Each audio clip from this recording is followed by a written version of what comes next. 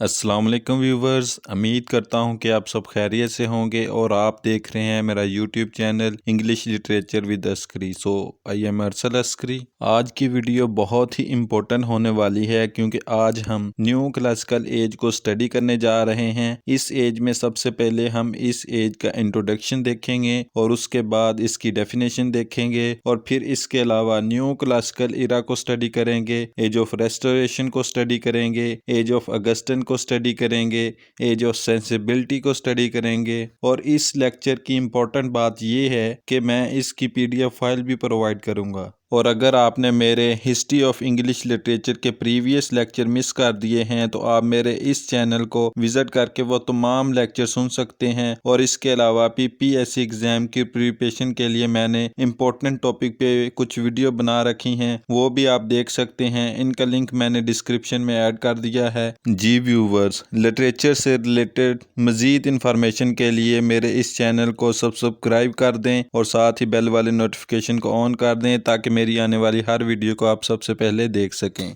आइए इस एज का इंट्रोडक्शन देखते हैं और इसमें सबसे पहले इस एज के नामों को डिस्कस करते हैं। इस एज को age of restoration, new classical age, age of Augustan, age of enlightenment, age of reason, wit, self examination, age of Johnson, age of sensibility, age of Dryden, age of Pope, age of Augustan politeness, taste, self control भी कहते हैं। इस as में लिटरेचरली, socially, politically हर तरह का change आ रहा था और ये चेंज बहुत ज़्यादा था। इसी वजह से इस एज के इतने सारे नाम हैं।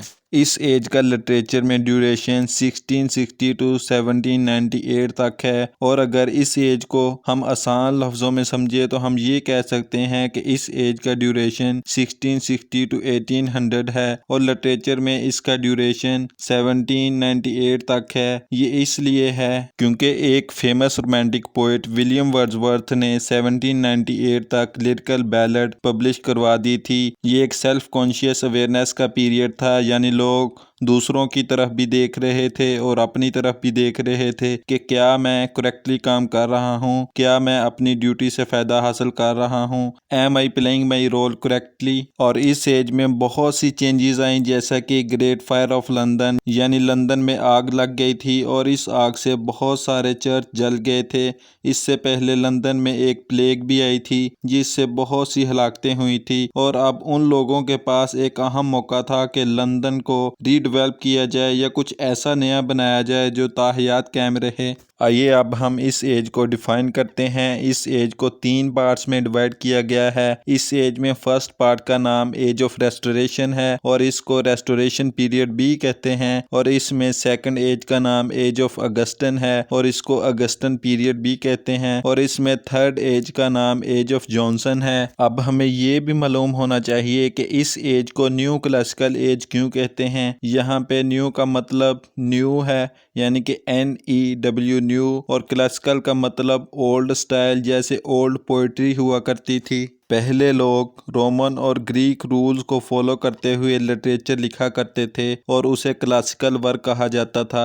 लेकिन अब इस इरा में लोग नई चीज़ें लिख रहे हैं लेकिन क्लासिकल पीपल के स्टाइल को फॉलो करते हुए, इसीलिए इस एज को क्लासिकल एज कहा जाता है। इस एज में आपको एनलाइटमेंट भी नज़र आएगी क्योंकि लोगों के पास नए नए आइडियाज़ आ रहे थे, लोगों के पास नॉलेज आ रहा था, यानी उन लोगों को अच्छे और बुरे की तमीज़ और शऊर आ रहा था और लोग लॉजिक और रीज़न पर बिलीव करने लग गए थे, मिथ और फंटेसी को छोड़ रहे थे। आइए अब हम न्यू क्लासिकल इरा को स्टडी करते हैं। इस इरा में हर तरह का चेंज आ रहा था, यानी लिटरेचरली, सोशली, पॉलिटिकली। इस एज में गवर्नमेंट में भी चेंजेस आ रही थी, यानी किंग और क्वीन भी चेंज हो रहे थे और लोगों की थिंकिंग भी चेंज हो रही थी और उनके रिलीजन में भी चेंज आ रहा था। क्रिश्चियनिटी में 2 तरह के पीपल होते हैं। पहले जो हैं कैथोलिक पीपल हैं जो कट्टर बिलीव रखते हैं और दूसरे प्रोटेस्टेंट हैं जो वक्त और हालात के साथ साथ चेंज होते रहते हैं और वो कहते हैं कि रिलीजन में भी चेंज आना चाहिए। इन चेंजेस की वजह से लोग अपने बारे में ज़्यादा सोच रहे थे, यानी लोगों ने सोशलिज्म को छोड़कर इंडिविजुअलिज्म को अपना लिया था और वहाँ के मैन और वोमेन स्टाइल और फैशन को फॉलो करने लग गए थे और उन्होंने अपने आप को क्लेवर और विटी दिखाने के लिए विग्स का यूज़ यूज़ करना शुरू कर दिया था और इसके अलावा अपने मैनर का बहुत ज़्यादा ख्याल रखने लग गए थे और ये सब क्लासिकल एज में हो रहा था। जी व्यूवर्स, अब हम एज ऑफ रेस्टोरेशन को स्टडी करते हैं, लेकिन इससे पहले अगर आपने मेरे इस चैनल को सब्सक्राइब नहीं किया तो जल्दी से सब्सक्राइब कर दें और साथ ही बेल वाली नोटिफिकेशन को ऑन कर दें ताकि मेरी आने वाली हर वीडियो को आप सबसे पहले देख सकें। 1660 को एज ऑफ रेस्टोरेशन कहा जाता है क्योंकि इस इरा में चार्ल्स सेकंड को रिस्टोर कर लिया गया था। उनसे पहले चार्ल्स फर्स्ट जो थे वो इंग्लैंड पर हुकूमत कर रहे थे। उस वक्त एक पार्लियामेंट उनके खिलाफ थी, उन्होंने मिलकर चार्ल्स फर्स्ट को फांसी दे दी थी और जो चार्ल्स सेकंड थे वो कभी फ्रांस चले गए, कभी स्कॉटलैंड चले गए और जब ये जवान हुए तो इंग्लैंड में वापस आ गए और वहाँ दोबारा मोनार्की स्टार्ट कर दी, यानी बादशाहत दोबारा इंट्रोड्यूस करवा दी गई। और जब बादशाह दोबारा रिस्टोर्ड हुई तो इस इरा को एज ऑफ रेस्टोरेशन का नाम दिया गया। इस इरा में जो प्योरिटन थे वो डोमिनेंट थे और जो चार्ल्स सेकंड थे वो एक कैथोलिक थे और वो पब्लिक में ये ऐलान कर चुके थे कि वो प्रोटेस्टेंट बन चुके हैं। लेकिन रिसर्च बताती है कि उन्होंने कुछ भी ऐसा नहीं किया, बल्कि वो लोगों को धोखा दे रहे थे, उन्होंने लोगों को धोखे में रखा। इस एज को एज ऑफ ड्राइडन भी कहा जाता है, लेकिन वो क्यों कहा जाता है? वो इसलिए कहा जाता है क्योंकि इस एज में ड्राइडन एक बहुत बड़े राइटर थे।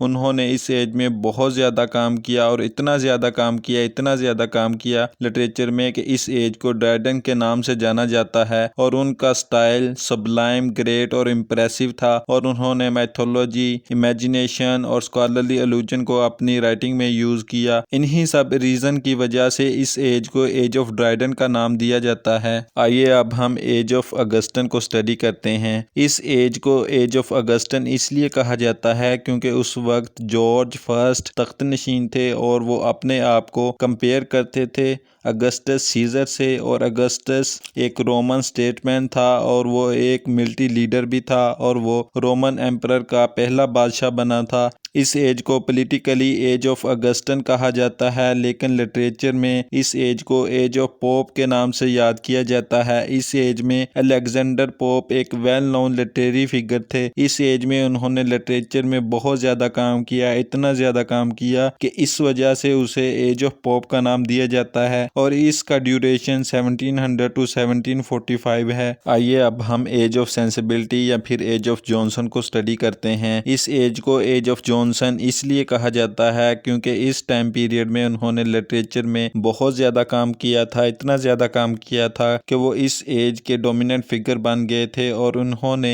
रोमांटिक मूवमेंट को स्टार्ट करने में भी बहुत इंपॉर्टेंट रोल प्ले किया था। इसी वजह से इस एज को एज ऑफ जॉनसन के नाम से याद किया जाता है। इसको एज ऑफ सेंसिबिलिटी इसलिए कहा जाता है क्योंकि लिटरेचर में जॉनसन जैसे शख्स अवेयरनेस फैला रहे थे। इसके अलावा सोशली पॉलिटिकली अपलिफ्ट भी हो रहा था और लोग मोरलिस्ट और एथिकल होते जा रहे थे और बहुत ज़्यादा सेंसिबल भी हो रहे थे। इसी वजह से इस एज को एज ऑफ सेंसिबिलिटी कहा जाता है। जी व्यूवर्स, उम्मीद करता हूँ कि आज का लेक्चर आप सबको अच्छा लगा होगा और अपनी राय का इजहार कमेंट्स में कीजिए और अगर आप किसी टॉपिक पे वीडियो बनवाना चाहते हैं तो वो भी मुझे कमेंट में बताइए। और अगर आपने मेरे इस चैनल को सब्सक्राइब नहीं किया तो जल्दी से सब्सक्राइब कर दें और साथ ही बेल वाली नोटिफिकेशन को ऑन कर दें ताकि मेरी आने वाली हर वीडियो को आप सबसे पहले देख सकें। नेक्स्ट वीडियो में हम न्यू क्लासिकल एज का पार्ट 2 स्टडी करेंगे जो बहुत ही इंपॉर्टेंट है। इंशाल्लाह फिर नेक्स्ट वीडियो में मिलते हैं, तब तक के लिए अल्लाह हाफिज़। Thanks for watching. अल्लाह हाफिज़।